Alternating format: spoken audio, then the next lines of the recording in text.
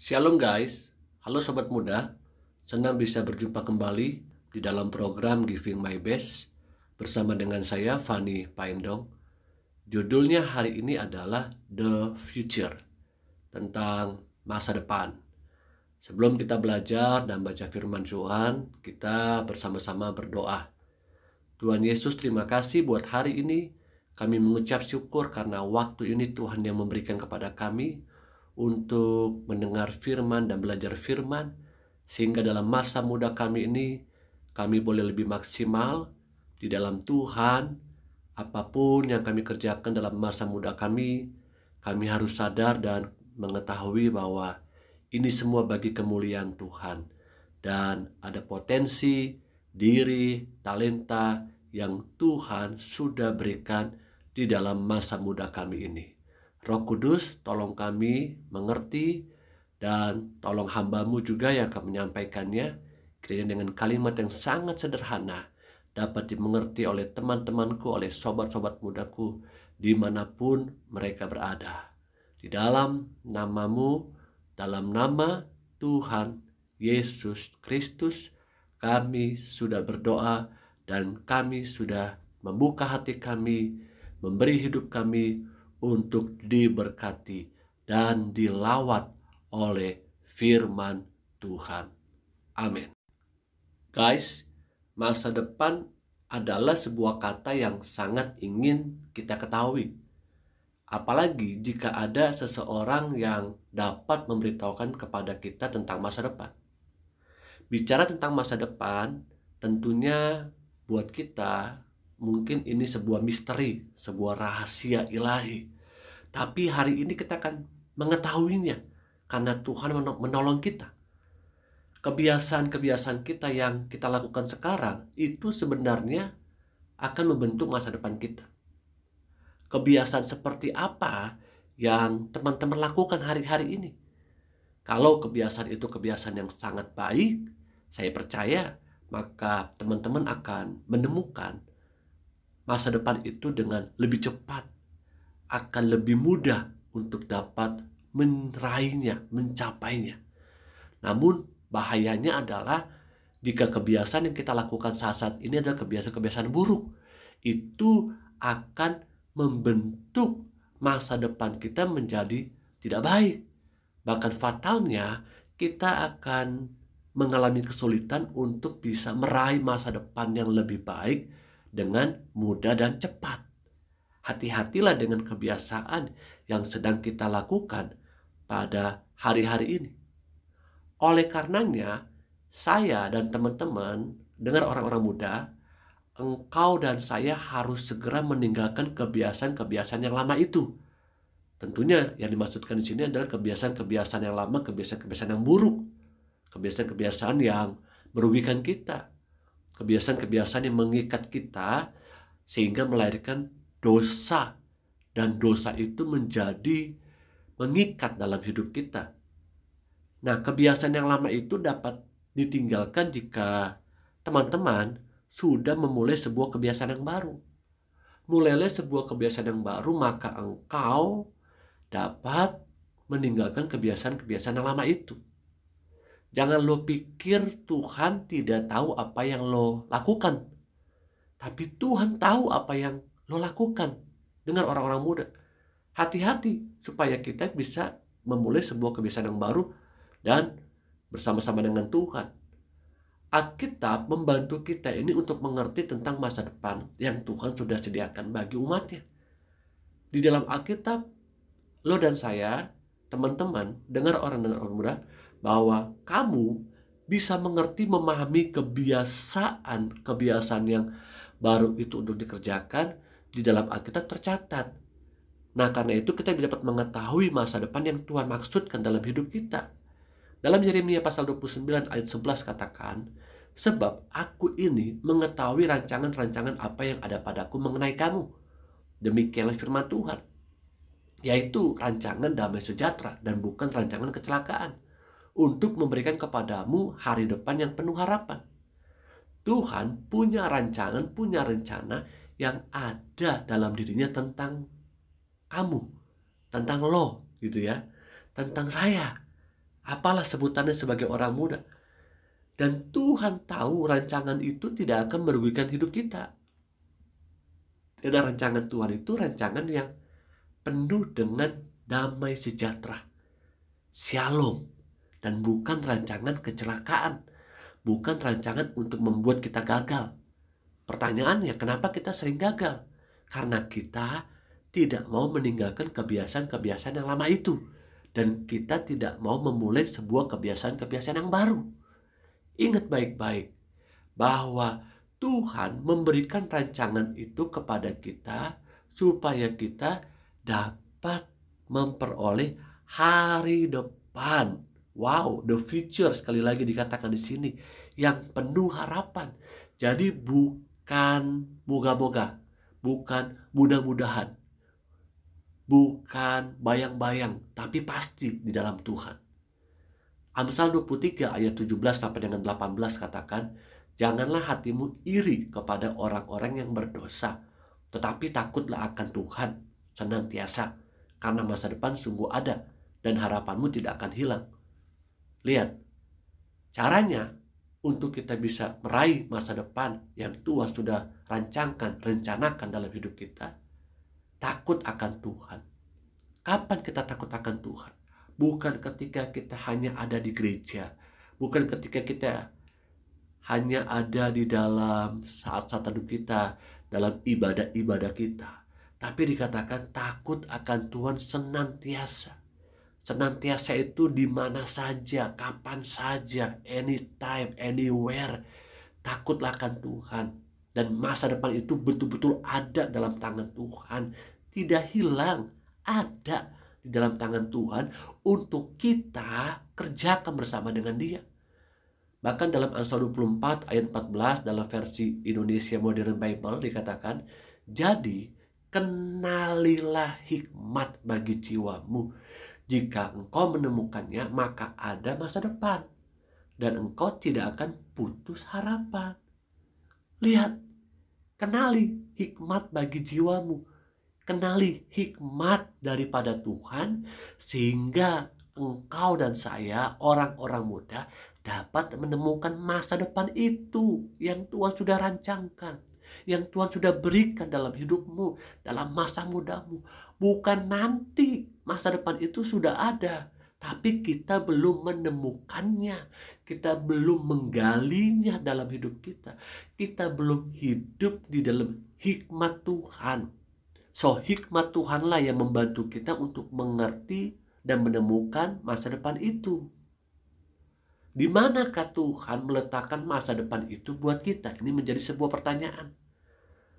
Di manakah Tuhan memberikan masa depan itu bagi saya? Apakah di luar sana atau di dalam diri saya? Oke, saya analogikan seperti buah apel. Masa depan dari apel itu ada di dalam dirinya. Maksudnya apa? Masa depan apel itu ada di dalam biji apel itu. Biji apel itu harus dikeluarkan dari buah apel. Tentunya yang kita makan adalah daging daripada buah apel. Bahkan kulitnya pun kita bisa makan. Namun bijinya kita tidak akan makan. Nah, biji apel ini waktu kita keluarkan dari daging buah apel itu, jangan dibuang. Tapi biji apel itu harus ditanam. Ketika biji apel ini dikeluarkan dari dalam buah apel itu, maka ditanam. Maka ketika biji apel itu ditanam, lalu dirawat, disiram, diberikan pupuk, maka biji atau benih apel itu pun akan kembali menjadi sebuah apel yang baru. Sebuah kenikmatan untuk dapat diambil dan dinikmati oleh orang-orang yang memetiknya. Nah, masa depan kita seperti biji apel itu harus dikeluarkan dalam diri kita, bukan dalam diri orang lain. Jadi masa depan itu bukan ada di luar, tapi ada di dalam dirimu. So, lihatlah ke dalam diri kita. Lihatlah ke dalam diri kita masing-masing. Jangan sibuk memperhatikan orang lain. Kenapa orang lain bisa lakukan itu, saya tidak bisa. Kenapa dia bisa berhasil, kenapa saya tidak. Kenapa dia bisa meraih masa depannya, mimpinya, saya tidak. Yang pertama, Tuhan tinggal di dalam kita untuk menjadi raja, bukan menjadi tamu atau pembantu. Tuhan itu raja, King of King, raja di atas segala raja. 1 Korintus 3 ayat 16 sampai dengan 17. Tidak tahukah kamu bahwa kamu adalah bait Allah dan bahwa Roh Allah diam di dalam kamu? Jika ada orang yang membinasakan bait Allah, maka Allah akan membinasakan dia. Sebab bait Allah adalah kudus dan bait Allah itu ialah kamu. Wow, di dalam diriku tinggal Tuhan. Di dalam diriku ada Roh Allah. Kalau kita mengerti akan kebenaran firman Tuhan ini, maka kita tidak akan sia-siakan hidup kita. Kita tidak akan cuekin Tuhan dalam diri kita. Kenapa? Karena Tuhan Raja. Tuhan Raja tinggal dalam diri kita. Kalau kita tahu akan kebenaran firman Tuhan ini, kita nggak main-main. Kita perlakukan Tuhan, kita layani Tuhan, kita jaga hidup kita berkenan di hadapan Raja di atas segala raja. Tabut Allah pada zaman perjanjian lama adalah tempat tinggalnya Allah. Namun saat ini bait Allah pada zaman sekarang, hidupmu adalah tempat tinggalnya. Pada zaman perjanjian lama, umat Israel, tabut Allah itu dijaga, tidak semua orang bisa masuk ke dalamnya. Tapi saat ini kita tidak usah direpotkan dengan hal-hal lahiriah itu untuk bisa masuk ke tabut Allah. Hanya imam, hanya orang-orang yang dikuduskan. Tapi sekarang hidupku dan hidupku adalah bait Allah. Setiap saat kita harus bisa berhubungan, connecting dengan Tuhan, Raja di atas segala raja. Perhatikan baik-baik bagaimana cara kita memperlakukan Tuhan, bagaimana cara kita memperlakukan hidup kita.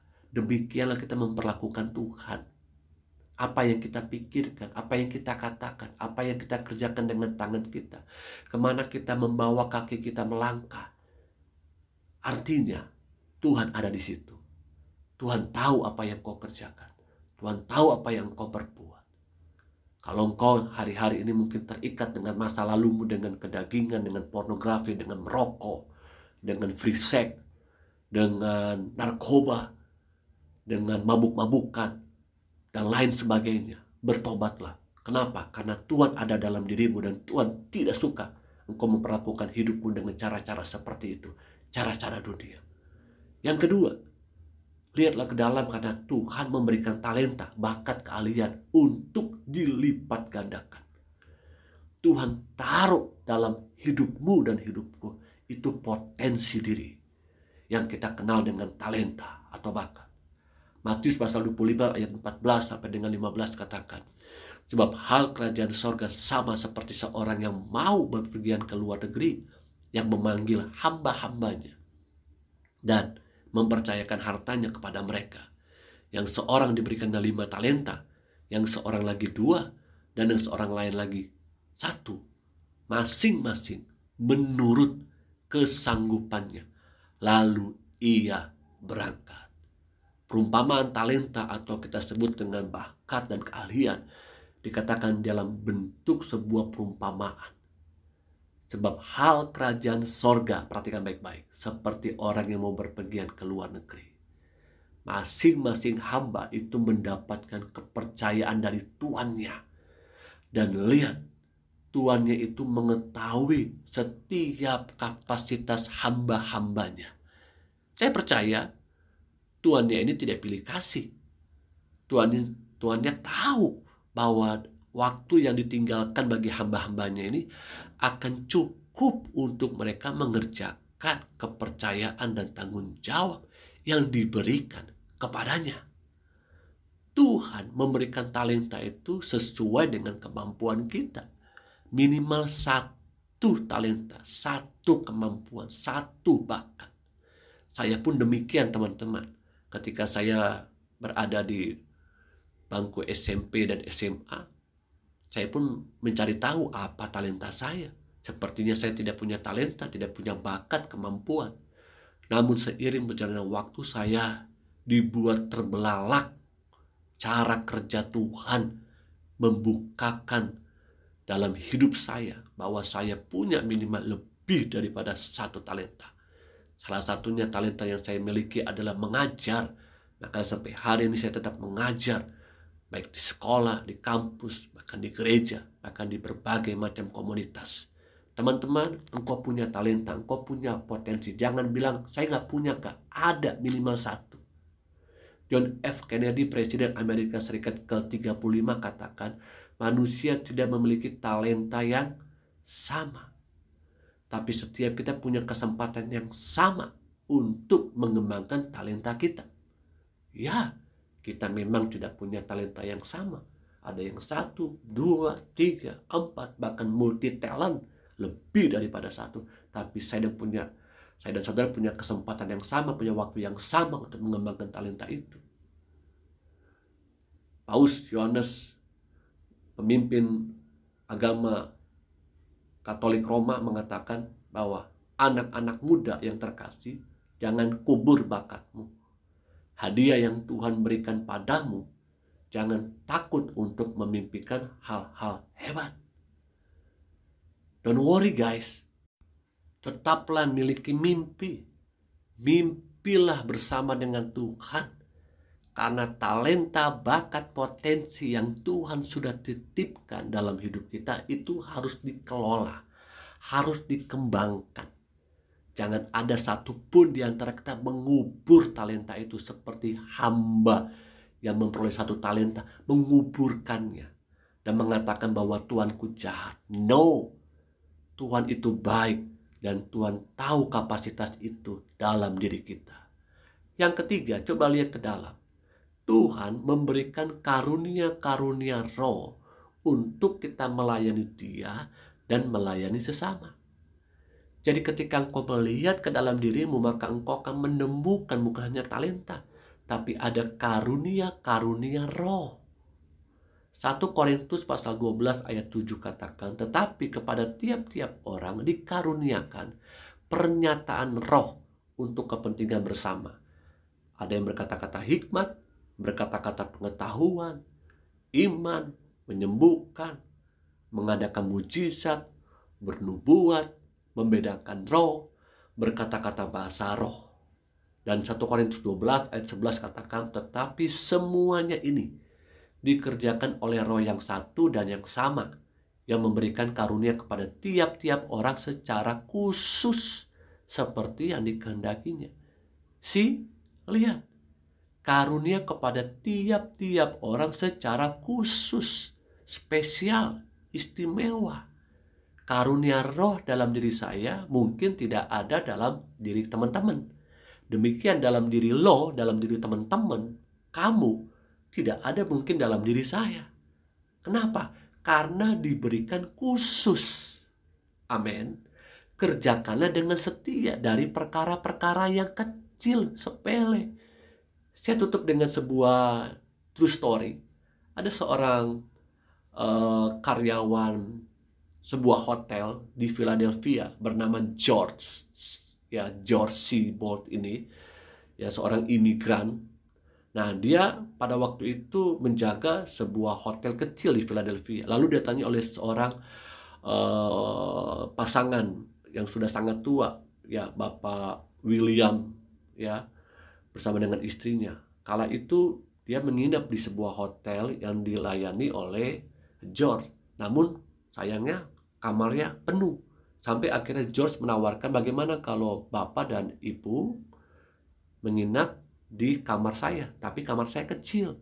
Karena kalau Bapak Ibu sekarang keluar, jangan, karena ada badai saat lagi akan terjadi di luar sana. Lebih baik Bapak dan Ibu menginap. Akhirnya menginaplah Bapak William ini bersama dengan istrinya. Lalu besoknya mereka check out dari hotel Philadelphia itu yang dilayani di mana George bekerja. Dan ketika hendak keluar dari hotel itu, Bapak William ini berkata, kamu adalah seorang pelayan hotel yang baik. Suatu hari nanti saya akan membuatkan hotel bagi kamu. Dan betul saja, akhirnya setahun berikutnya George mendapatkan sebuah surat dari The Waldorf Astoria hotel yang dimiliki oleh Bapak William ini. Dan dia diangkat menjadi seorang manajer di hotel itu. Wow, luar biasa. George punya talenta yang dia pikir mungkin biasa-biasa saja, tapi Tuhan pakai untuk menyatakan kemuliaan. Doa saya teman-teman juga demikian, dipakai Tuhan dengan dahsyat dan luar biasa. Amin. Kita berdoa. Tuhan Yesus, terima kasih buat firman Tuhan hari ini. Ajar kepada kami untuk setia dalam perkara yang kecil, sehingga kami dapat mengembangkan masa depan yang Tuhan sudah berikan dalam hidup kami. Dan masa depan itu ada dalam diri kami. Tolong kami Tuhan, kami butuh Roh Kudus untuk kami mengerjakannya bersama-sama dengan Tuhan. Terimalah berkat Tuhan buat kita semuanya. Haleluya. Amin. Terima kasih Sobat Muda. Kita berjumpa kembali dalam program Giving My Best minggu depan. Bagikan firman Tuhan ini sehingga banyak orang diberkati. Amin.